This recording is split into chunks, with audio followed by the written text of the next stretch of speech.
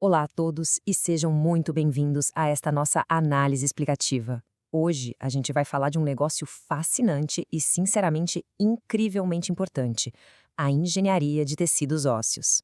Estamos falando de um dos maiores desafios clínicos do mundo, sabe? Defeitos ósseos causados por traumas, tumores ou até doenças degenerativas afetam milhões de pessoas e exigem soluções super complexas de regeneração. Só que para desenvolver essas curas, a ciência sempre dependeu de algo que levanta debates éticos e técnicos enormes: os testes em animais.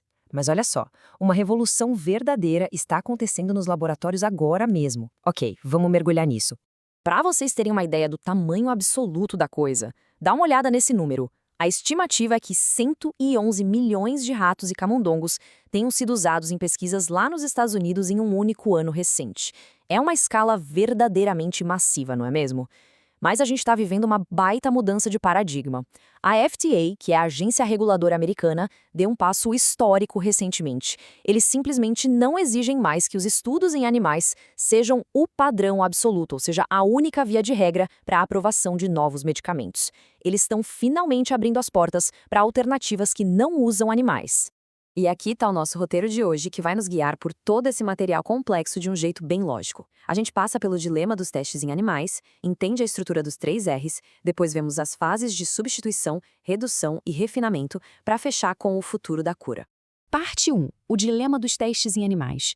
Pensa bem, por que será que o tecido ósseo é tão absurdamente difícil de replicar ou consertar em laboratório?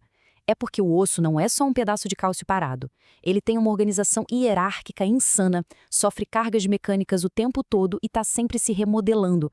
Exatamente por causa dessa complexidade gigante, os pesquisadores sempre recorreram aos animais.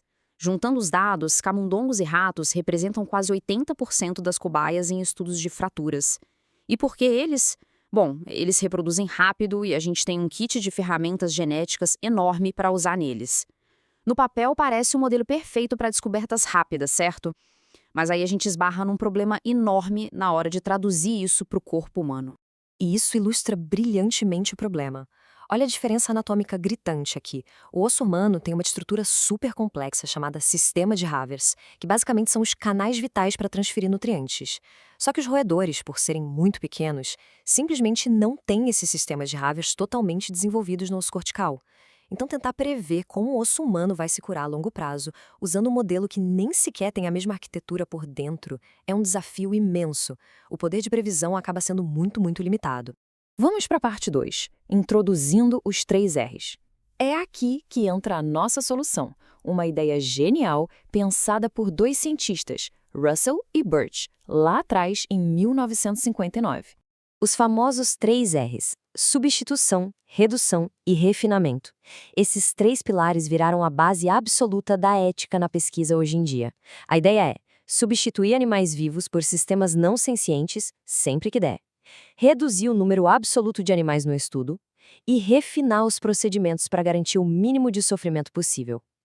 E o que é absolutamente fascinante hoje é que essa bússola ética lá dos anos 50 está finalmente dando as mãos com a tecnologia de ponta do século XXI. Parte 3. Substituição. A tecnologia assumindo controle. Vamos falar do pilar mais ambicioso, onde a tecnologia está literalmente tomando as rédeas para criar alternativas totalmente livres de animais. Durante muito tempo, a única alternativa era cultivar células numa placa 2D. O problema? Nosso corpo não é plano. Faltava toda a organização espacial. Mas agora a ciência deu um salto para sistemas 3D. Usando matrizes biofuncionalizadas e organoides, a gente consegue simular o ambiente espacial e mecânico do tecido de verdade. As células finalmente podem crescer e se organizar como fariam dentro de um osso real. É uma mudança e tanto. E não para por aí. Os sistemas microfisiológicos estão num nível quase de ficção científica. Temos mini-órgãos e plataformas incríveis como o osso em um chip. Sabe o que isso faz? Usa microfluidos para simular o fluxo de sangue e nutrientes. E a grande sacada dessas plataformas é que elas permitem que os pesquisadores isolem sinais químicos específicos.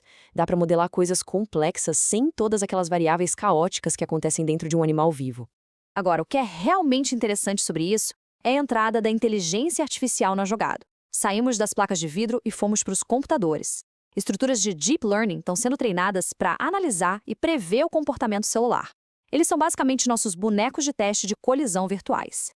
A IA consegue prever como um osso vai cicatrizar ou reagir a impactos, sem que a gente precise encostar em um único ser vivo. Parte 4. Redução. Fazendo mais com menos. A gente sabe que não dá para eliminar 100% dos testes em animais do dia para a noite, então a tática aqui é maximizar os dados que a gente consegue, diminuindo drasticamente o número de animais que precisam ser usados. O segredo para reduzir é não precisar interromper o estudo e sacrificar grupos diferentes a cada etapa só para ver o que aconteceu. Como a gente faz isso? Com imagens de ponta não destrutivas. Com a micro-CT, dá para ver a arquitetura 3D do osso curando em tempo real. Com a bioluminescência, os cientistas fazem um gene literalmente brilhar para mostrar atividade celular. E com o ultrassom, medimos a cura de forma automática. Assim, a gente acompanha o mesmo indivíduo do começo ao fim, o que derruba absurdamente o número de cobaias necessárias. Outra ideia brilhante de redução é o biobanco, como o Cornell Veterinary Biobank. É super simples. Eles catalogam diferentes tecidos de um único sujeito e compartilham com vários pesquisadores diferentes. É quase como uma reciclagem de dados científicos de altíssimo nível, o que limita o desperdício e tira a necessidade de criar novos estudos do zero para cada pequena pergunta. Parte 5. Refinamento, elevando o bem-estar animal. Chegamos ao último pilar, focado em quem ainda precisa estar nos estudos. E deixe-me dizer uma coisa: minimizar a dor e o estresse não é só sobre ser ético, é sobre ciência de qualidade. Um animal estressado gera dados distorcidos. É simples assim. Vamos avançar e ver como isso se constrói na prática. Enriquecer o ambiente das gaiolas com plataformas, túneis e materiais para ninhos não é mimo, é ciência aplicada. Indivíduos mais calmos e sem estresse entregam dados imunológicos e de metabolismo imensamente melhores. E são esses dados limpos que realmente vão se traduzir de forma confiável para a saúde humana. E, claro, a gente precisa falar sobre a dor. Lesões ósseas doem muito, né? Mas os pesquisadores não podem simplesmente dar um anti-inflamatório comum, tipo um ibuprofeno da vida, porque esses remédios, na verdade, atrapalham a biologia natural da cicatrização do osso. Então, é um verdadeiro ato de equilíbrio. Eles usam opções como a buprenorfina, que tira a dor de forma extremamente potente, mas mantém a integridade do experimento intacta. Procedimentos complexos, tipo ablação de medula, também estão passando por um refinamento extremo para evitar rejeições severas. A gente está falando de um nível de cuidado absurdo, água totalmente esterilizada, equipamentos de sala limpa e o emparelhamento de doadores do mesmo sexo com ancestralidade genética quase idêntica. Tudo isso para garantir a tolerância máxima na hora de transferir tecidos vivos. E, finalmente, parte 6. O futuro da cura. Para onde estamos indo com tudo isso?